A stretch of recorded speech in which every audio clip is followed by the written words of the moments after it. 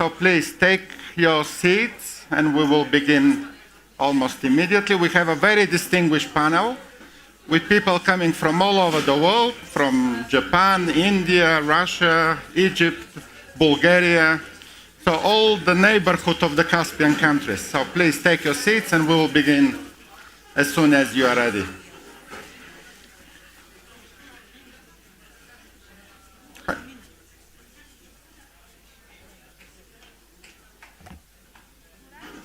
Murat? Please. Извините, немножко задержался. Sorry. Yes, we are ready to start. Yes. Everyone, please, Murat, introduce the club and I will follow up with the guests. Please. Thank you very much for your attention.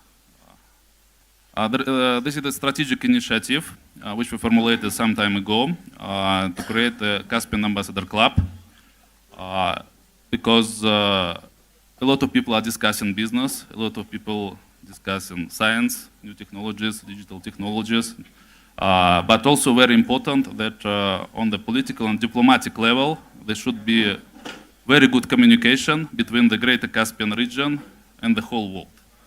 And that's why I will now give the floor to Veselin Popovsky, Dr. Veselin Popovsky, who will now start introduction of the participants of the discussion. Then we will move to the inauguration of the Caspian Ambassador Club. Thank you very much, Murat. My pleasure to be here, invited to inaugurate this amazing opportunity for all business people, academics, diplomats, and to join the Caspian Ambassador Club and to promote projects that will develop sustainably the region.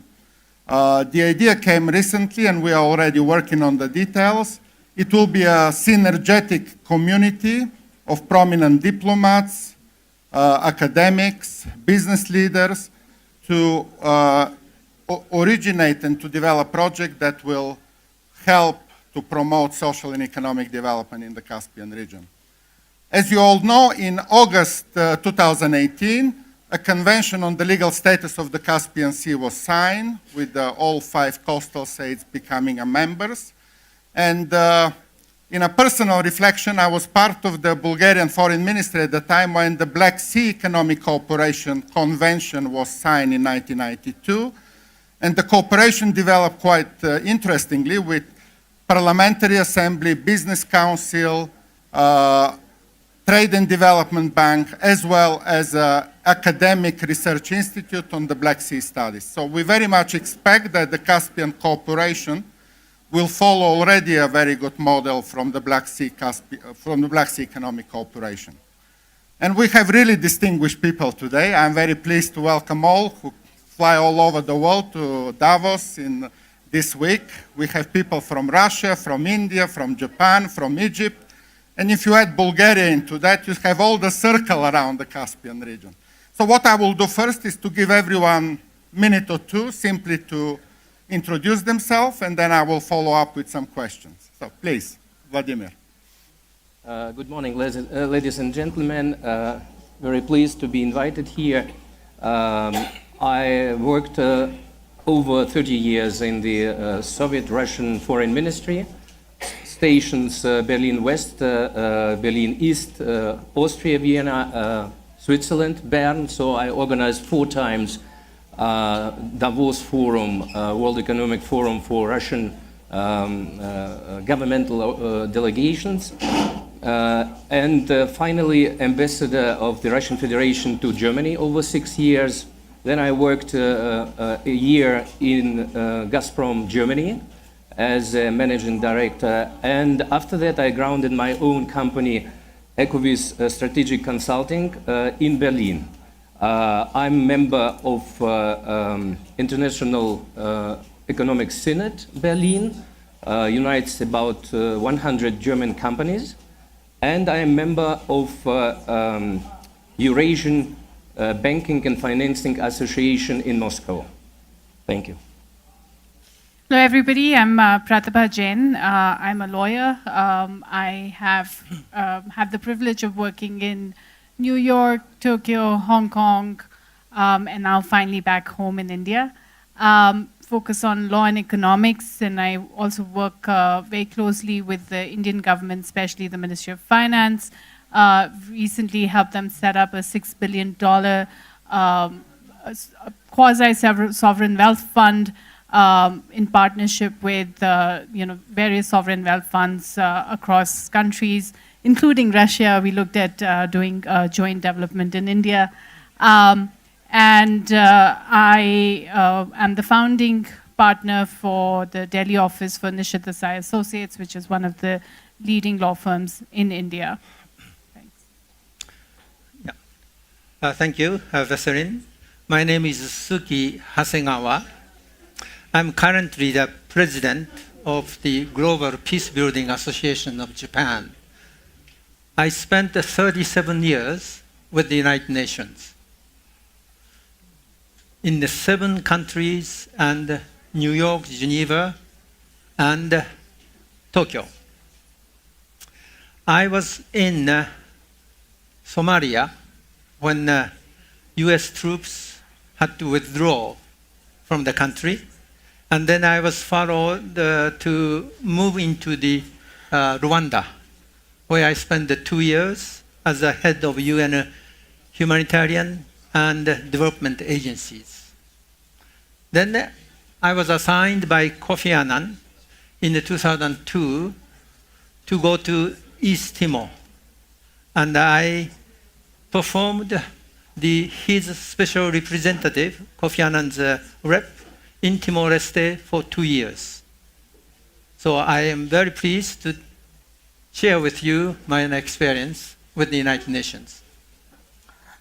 All right, good morning to all of you. My name is Raj Kumar. I am a professor of law and Vice Chancellor of OP Jindal Global University and Dean of Jindal Global Law School. Vaseline is a wonderful colleague of mine. It is wonderful to be back here in Davos at the Caspian Week. My own academic background is that I studied law in Delhi at Oxford University as a Rhodes Scholar at Harvard Law School, and later worked at a corporate law firm in New York. And during that time conceived the idea of building India's first global university, and spent the next several years teaching in Japan and in Hong Kong, after which I met with an Indian billionaire by name Naveen Jindal in the year 2006 and 7 and persuaded him to do 3 things. 1, to make a substantial financial contribution. 2, to do it in a not-for-profit manner. And 3rd, to let me have the academic freedom and autonomy and independence. I returned to India in the year 2008 and spent the next decade building the university from scratch. We started in a very modest manner with 100 students and 10 faculty members, and today we have nearly 5,000 students and 500 faculty members across 8 different schools in law, business, international affairs, public policy, liberal arts, journalism, architecture, and banking and finance. I'm very excited to be here because I want to share the experience of corporate philanthropy and higher education and how these 2 things can shape the future of institution building and nation building, particularly in the Caspian countries region. Ladies and gentlemen, distinguished guests, thank you very much for coming today. I am Hassam Negm, the first secretary of the Embassy of the Arab Republic of Egypt in Tokyo. I'm the head of the Economic, Commercial, and International Cooperation section of the embassy. Before being a diplomat, also, I worked in the petroleum sector in the Egyptian General Petroleum Corporation and the Egyptian holding company for natural gas, EGAZ. As a diplomat, I served in Libya and for 1 previous term in Tokyo, and again started my 2nd term in Tokyo from 2016 up till now. I studied at the United Nations University of Tokyo, International Peace and Security and United Nations Systems and Global Challenges, and also studied master's degree in economics at the Faculty of Commerce at Shams University in Egypt.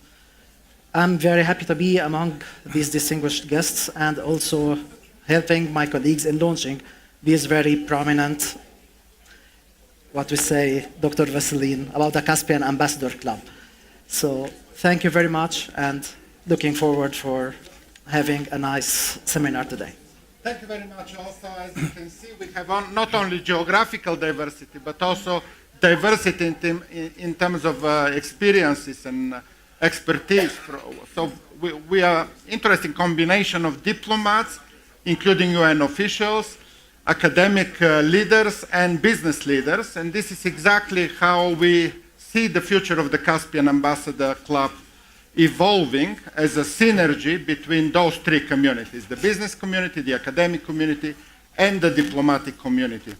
And the purpose really here is to create this synergy to promote projects that will develop the social and economic sense of those countries. So my first question to all the panelists will be to illustrate from your experience a successful models of international assistance for sustainable development. I'm sure you have such experiences in various countries. So what, in your view, will be the future of the Caspian region, and how states, donors such as Japan, European Union, but also the newcomers into the global politics such as India and China, can support the Caspian region? Yeah. Veselin, I think that's a very excellent question. How we can achieve sustainable development goals. SDG are the only goal that the entire member states of the United Nations agree to. We all strive at it. And the Caspian countries are also among middle income countries. They are devoting to their energies for SDGs. But let me mention to you one thing. What is the difference between SDG and the MDG that we achieved a lot? SDG uniqueness of that is these goals are owned by developing countries. You know, 3 co-chairs of SDG Commission. They are David Cameron, Cicero Bamban Yuridiano, and Ellen Johnson Sirleaf. I had an opportunity to work with 2 of them, presidents in Indonesia and Liberia. You know, they own SDGs very much. It is not like MDGs imposed by OECD DAC and agreed by the UN Secretariat. It is the goal that they have come up with. So, for the Caspian countries, I believe that leaders of Caspian countries, they should not only own it, but be responsible for implementing and achieving their goals.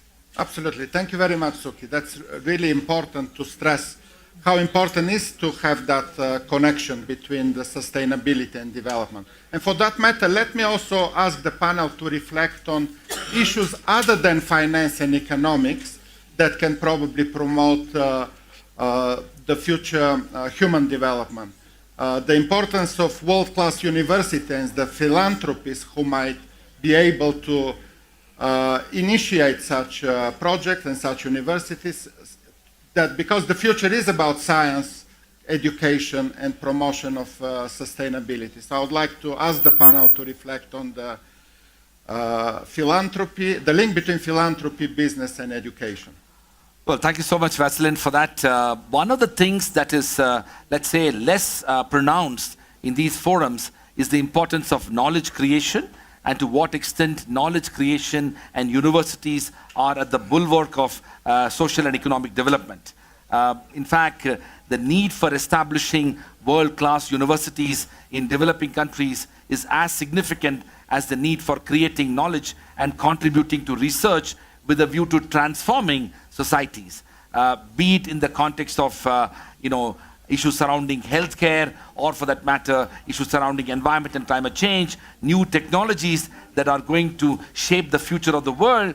The heart of this innovation and research and development ought to be taking place in universities. And hence, I strongly believe that Caspian Sea countries in particular, but also countries around the world, need to invest in higher education, need to invest in the need for building sustainable societies with knowledge as its foundation. And also it's important to recognize that for advanced levels of economic development, you need to have bright and well-educated young population who can contribute to that advancement. For a country like India, for example, where I come from, 850 million people in India are less than 35 years of age.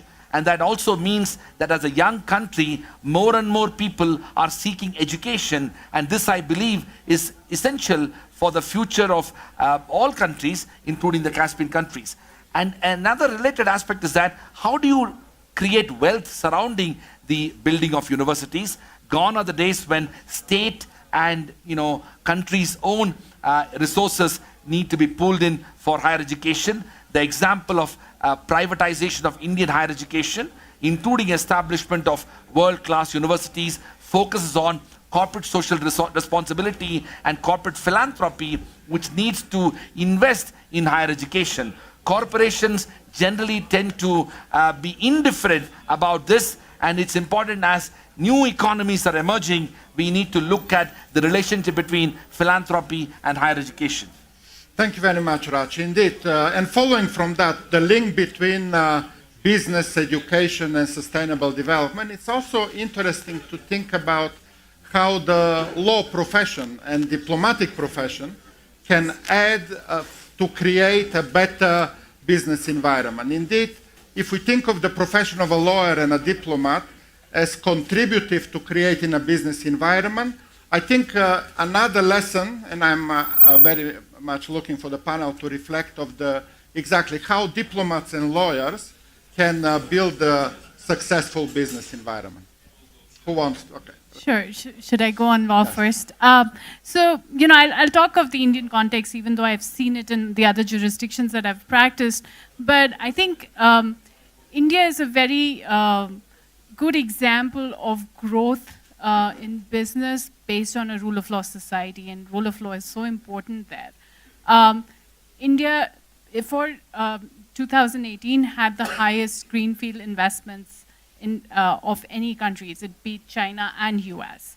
And I think a predominant reason for that is having a rule of law society, a very strong independent judiciary, the bureaucracy being independent of the political system, and being able to implement the laws, the contracts that businessmen enter into.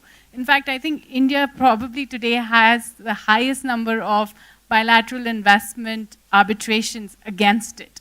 And in the Indian judicial system, the Indian government is the biggest litigant. So highest number of cases have been filed against the government or by the government, which creates some certain other problems, but just shows the strength of the democracy where businesses can take the government to court and look for resolution.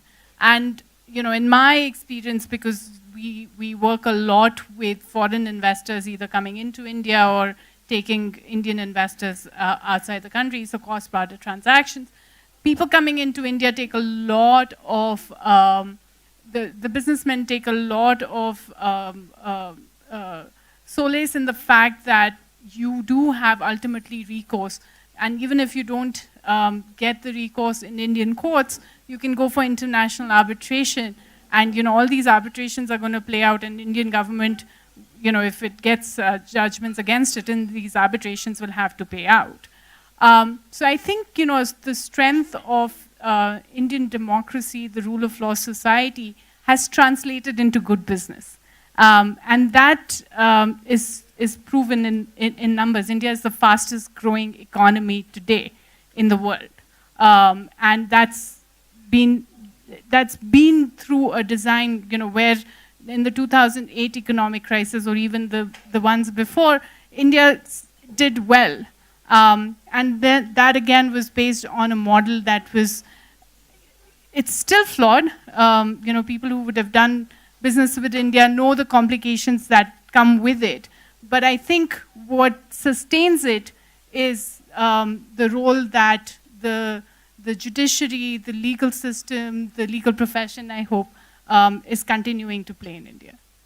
Thank you, Pratibha. Let me just add to that Pratibha was a bit modest in her initial introduction. Her firm, in the end, it's probably interesting for the audience to know, has among its clients some of the best and the highest respectable banks in India, Flipkart, Amazon.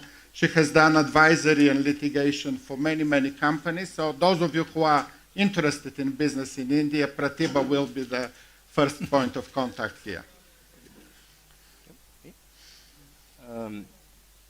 Talking about sustainability. Okay. Talking about sustainability and development in this region, I would mention, first of all, it's a very important and very rich region. Not only the Caspian countries, but also Central Asia and practically so far to the Middle East and Near East. That's why there are a lot of interests of the global players in this region. And I'm sure this region will increase and develop, but I would see this development in the larger framework of Eurasia. And that's why the region is facing also some dangers and challenges. But I would like to report about this a little more in detail in the afternoon by the session Trade and Barriers. I invite you to this session too. Well, thanks, Excellency. I'd like also to elaborate more on Egypt's vision for the year 2030, which is in line with the SDGs, since we're speaking about sustainable development. The national strategic plan's 3 dimensions, economic, social, and environmental, are based on 10 pillars covering the SDGs. The plan aims via many programs and policy measures to put Egypt on the path of sustainable development. The economic reform program, which Egypt started 4 years ago, resulted in many positive outcomes. The credit ratings for Egypt by many international institutions like Fitch, Moody's, Standard & Poor's improved and has been the best so far since 2011 after the turmoil. The Egyptian government has implemented structural reforms which improved the country's economic indicators and helped to attract further regional investments, and the economic diplomacy played a great role in this matter of attracting the investments. Also, I'd like to speak about the Zohra gas field, which was discovered in 2015 and considered to be the largest gas discovery in the Mediterranean, increased its production to reach 2 billion cubic feet per day from 350 million BCFD when it began its commercial production in January 2018, making Egypt become an important player in the Mediterranean. Foreign investments in Egypt's oil and gas sector rose to $10 billion United States dollars in the 2017-2018 financial year. Egypt is planning to become a regional hub for the trade of LNG. The country hosted its first ever regional gas forum on the 14th of January 2019 by the attendance of ministers in concern from Egypt, Israel, Cyprus, Greece, Italy, Jordan, and the Palestinian Authority. Moreover, the Egyptian government capitalizes on synergies between the governmental, private sector, and civil society efforts to achieve its ambitious sustainable development agenda. Egypt enjoys a wide range of regional economic partnership agreements with the EU, the COMESA, and the Arab region, making it an attractive hub for foreign investors. I'd like also to mention that Egypt enjoys strong bilateral relations with many Caspian countries, like Russia, for instance. The Egyptian and Russian presidents signed recently a strategic cooperation treaty in October 2018 to increase trade, military, and other ties between both countries. Egypt-Kazakh bilateral relations also, for instance, witnessed by remarkable developments, and the relations were strengthened after the visit of the Egyptian president to Kazakhstan in 2016. Possible means of cooperation can be studied in the coming period between Egypt and the Caspian region as well. Thank you, Hassam. Now I would like to ask the panel to reflect on the changes in the world. We live in a bit of a dynamic time. Somehow when Davos started 40 years ago, it was only few rich countries, but actually the global map has developed dramatically since then. We have the rise of BRICS, we have also the rise of many regions, and now it's very difficult to talk in terms of only global powers. The global map has changed significantly, and definitely that will also reflect on the Caspian region. So in terms of search of new partners, in terms of search of new norms. So the question I am very interested to know is how this dynamic change will affect the social and economic development. will the new players who are coming into the map, such as India, such as China, Brazil, South Africa, Russia, and so on, will develop a different policy in terms of international assistance, in terms of sustainability, climate change? Will they be able to rise to the challenge of addressing those dynamism in the global politics? I think, Veselin, you made a very good point. I think currently we have one body that brings BRICS, others, new countries together. That's a G20. The Prime Minister Shinzo Abe of Japan is meeting Putin today in Moscow. And he's flying in tonight or tomorrow morning. And I hope you will join us in hearing what he's going to say. What he wanted to share with you is a new notion of development. Japan is no longer the major power such as the United States or China, for that matter, but yet we think we can play a small but constructive role, and that is to have a real partnership with our partners. That means that these partners, they have to feel responsible and accountable for what they are trying to achieve. Japan can provide the technical assistance, but yet, in the end, what counts is a commitment of the leaders to their national projects.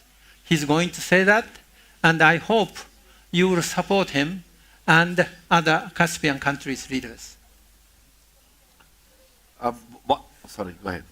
So, just from India's perspective, specifically on the sustainability goals, I think India is just in World Economic Forum, it's been announced that India has beat all other countries in terms of providing aid for sustainable development goals.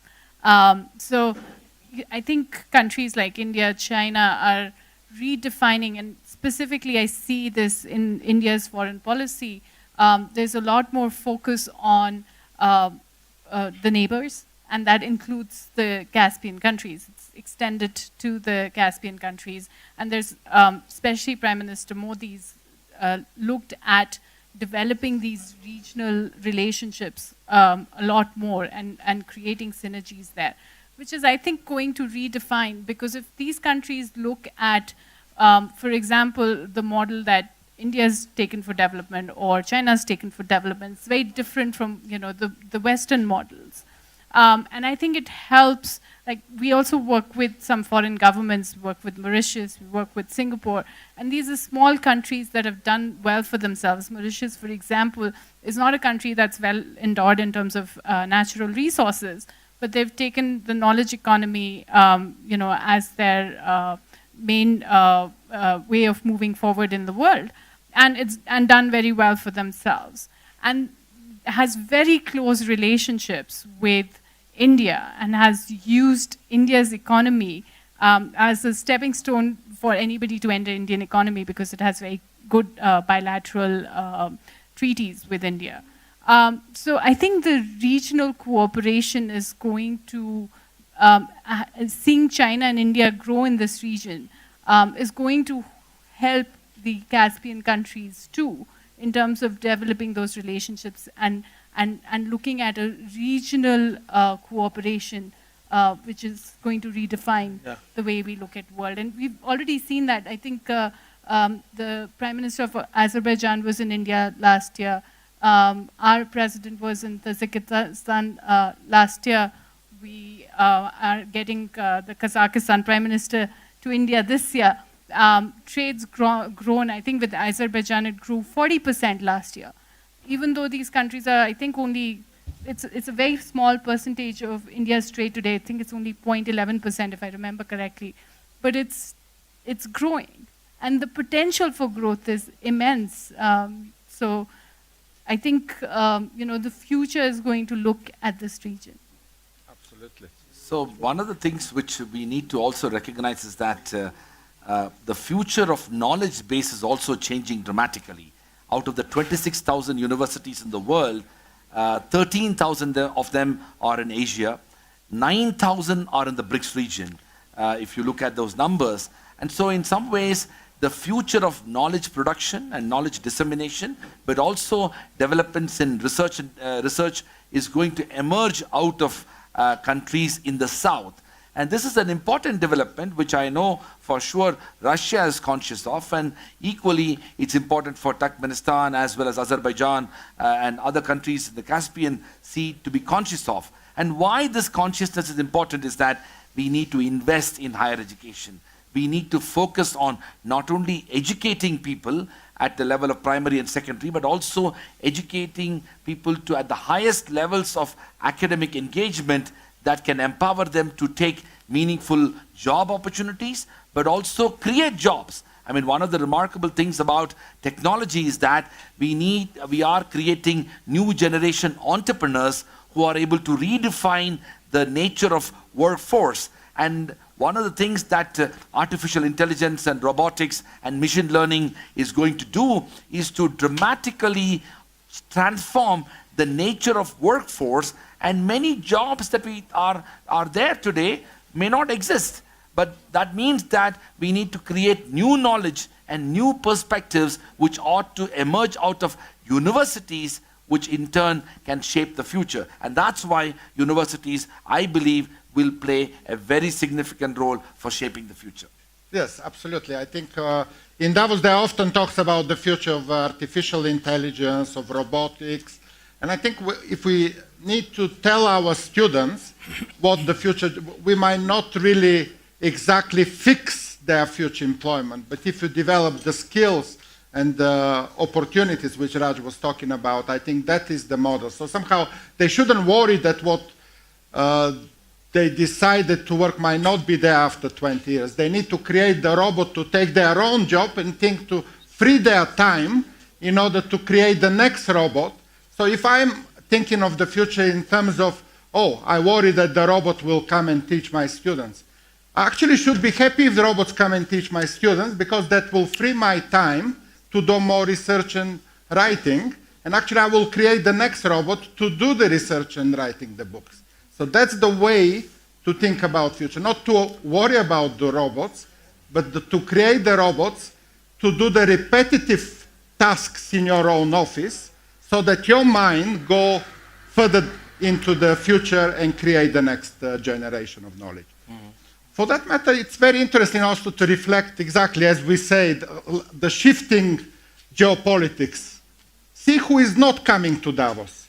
Donald Trump is not coming to Davos. Theresa May is not coming to Davos. Macron is not coming to Davos. So those big players 20, 25 years ago are not going to, and why they're not coming? Because they have huge problems in their own countries, facing the Gilets jaunes, facing the Brexit, facing the prosecutions. But who is coming to Davos? It is Prime Minister Modi, it is Putin, it is Prime Minister Abe, it is the Egyptian Prime Minister. So really, in a world of dynamic change, we need to think exactly what that global, but then my kind of selfish question here would be, because I do a lot of research on international law, I wonder what will be the future of international law? Will the international law develop having in mind those new players, or will be similar to what we had in the past? How do you see the role of international law in future relations between states, but also between businesses and between corporations? But maybe first a step back to the Caspian region from robotics. Sure. I would like to draw your attention to another organization. It is a Shanghai organization Please. of cooperation, and I think this organization will be very important for Caspian or Trans-Caspian region in the future. Why? Maybe two examples. As a child, I spent 3 years in India, and I was witness of the war between India and Pakistan as Pakistani aircraft bombed New Delhi. So now we have two countries as associated members of the Shanghai organization. It was a sensation in principle, but nobody in Europe talks about that.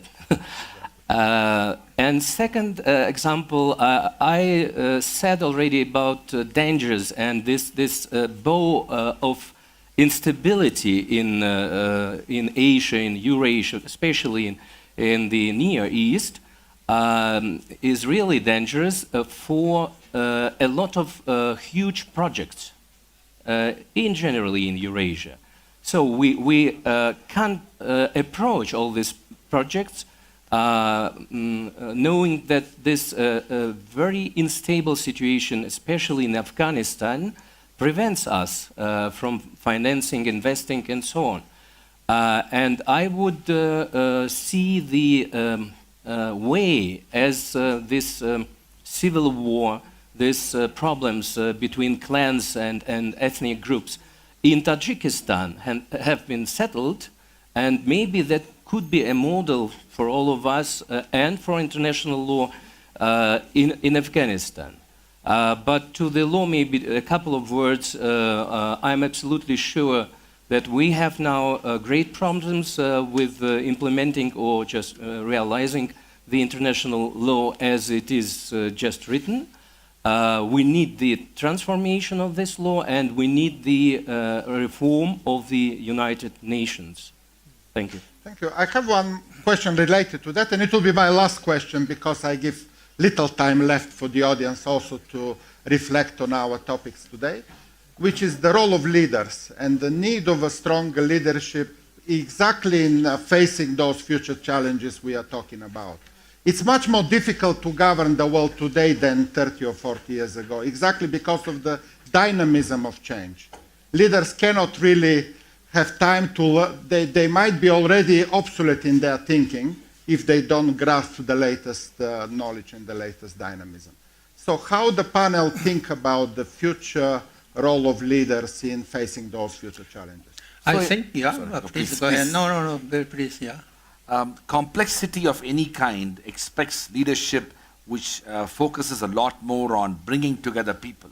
I think one of the things that we can see, whether it's in the US or in Europe, if leadership doesn't recognize the importance of global collaboration and cooperation, it is not going to advance the idea of even individual national development. Caspian Week is about platform for global ideas. So global leadership is about recognizing the importance of collective consciousness that can transform society. Unfortunately, you see some of the ideas of that global imagination being undermined and threatened in many parts of the developed world. And it is in this context that I see a lot more hope from India and China, but also in other parts of Asia and Middle East, which needs to recognize that the global consciousness is ultimately need to be benefited for the entire humanity. And we need to, fashion or rather refashion our ideas relating to trade and investment and knowledge creation with a view to have a more inclusive approach towards global governance. I think very much I agree with you, Kumar, very much. But I'd like to add to that the role of women. Yesterday, I enjoyed listening to you all for 2 hours. And I remember that Alexandra and Aji and Maria, you are talking about this women's leadership in the corporate governance.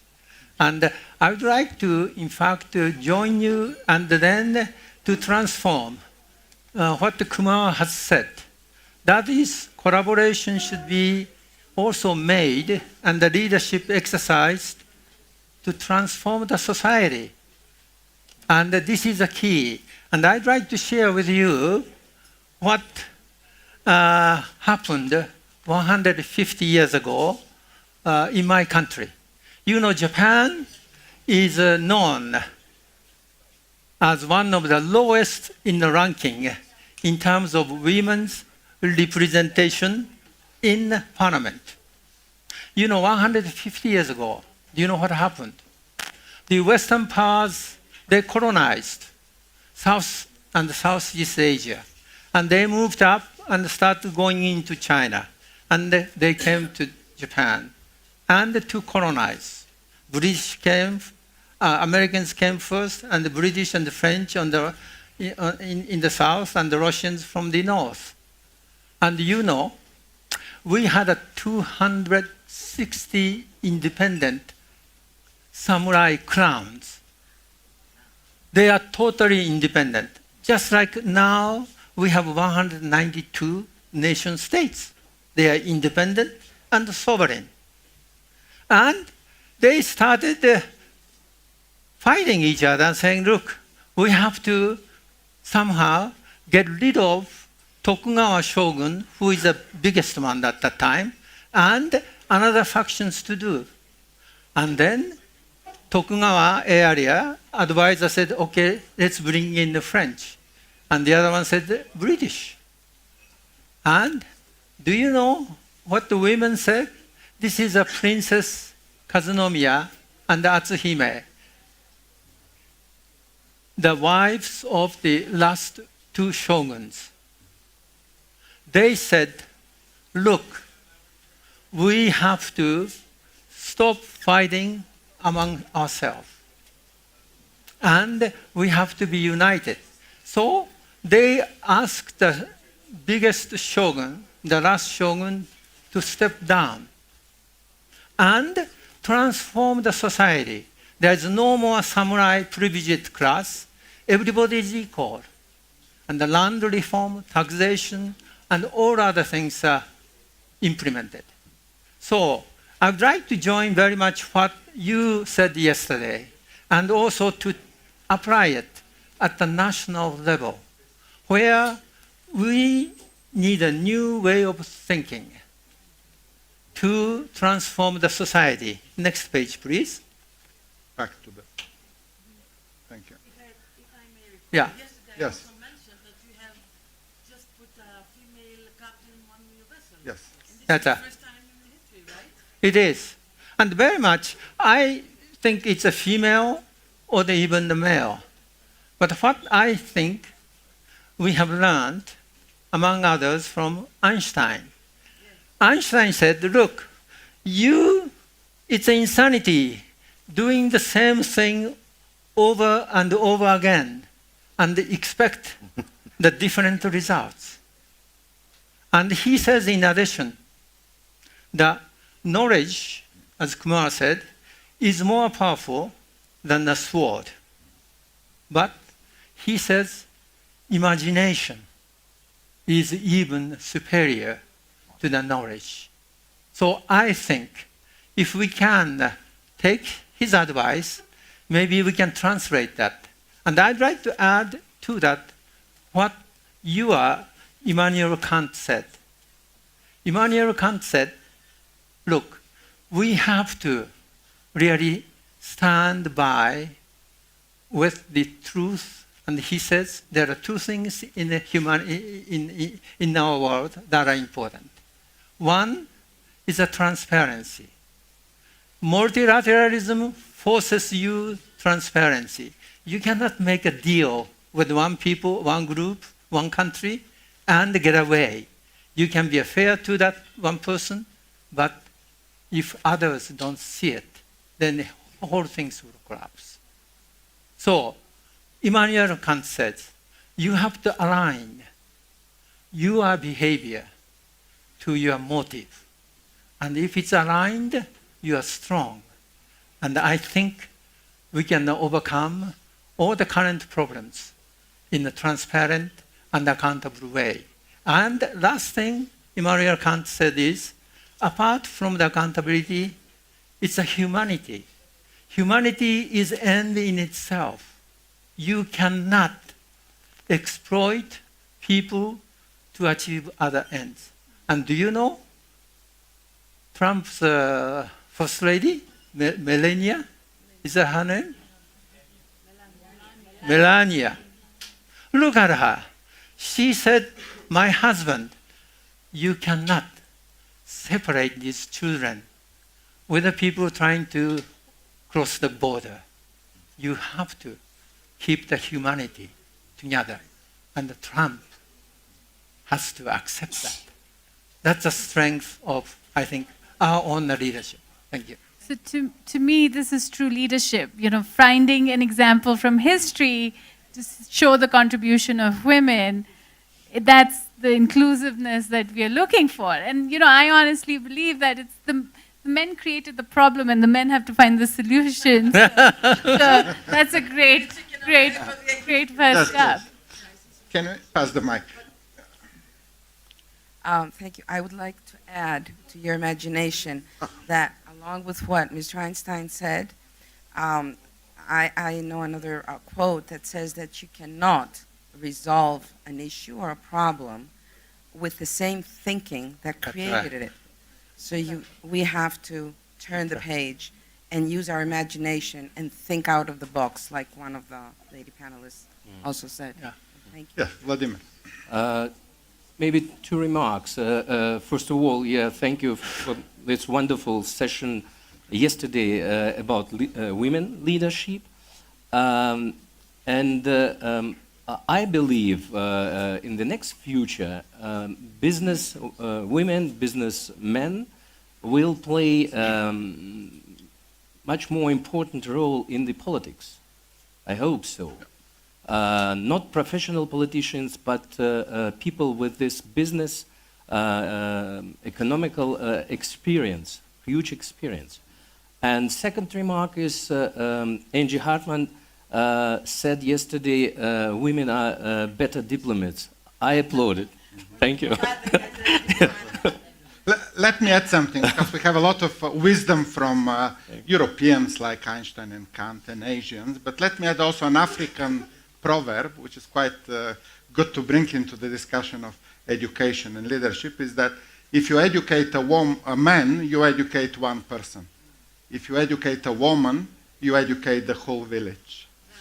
And it's also very... Another one, the concept of Ubuntu, which is about we are all in this together.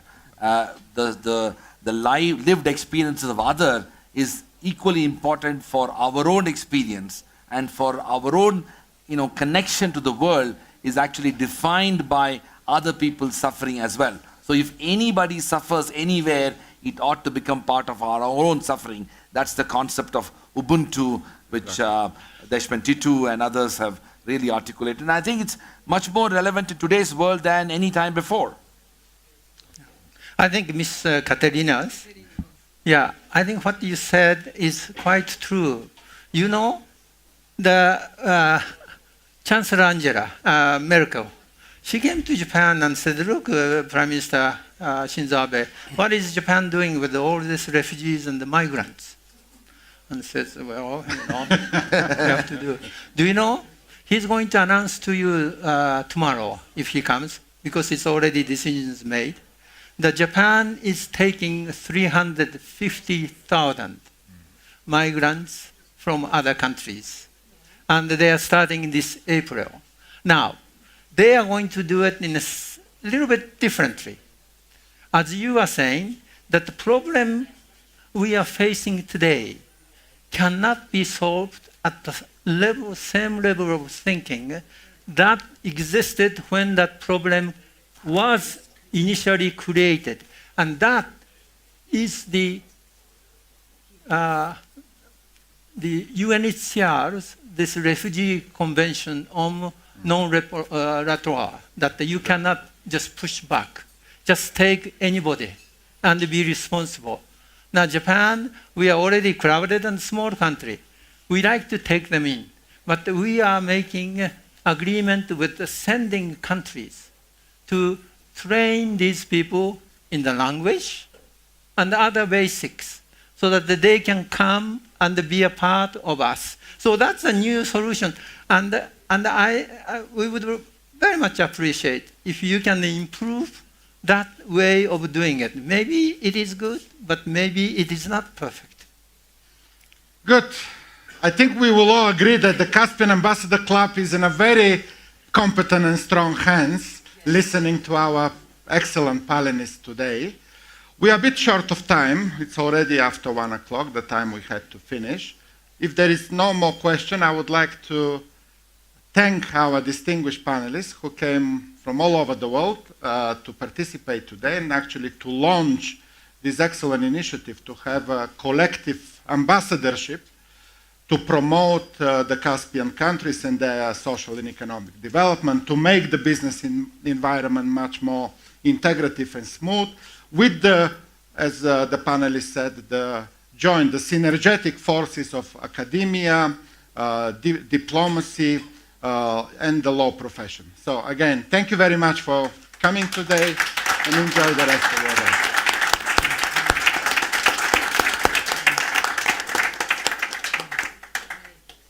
Thank you. Thank you very much.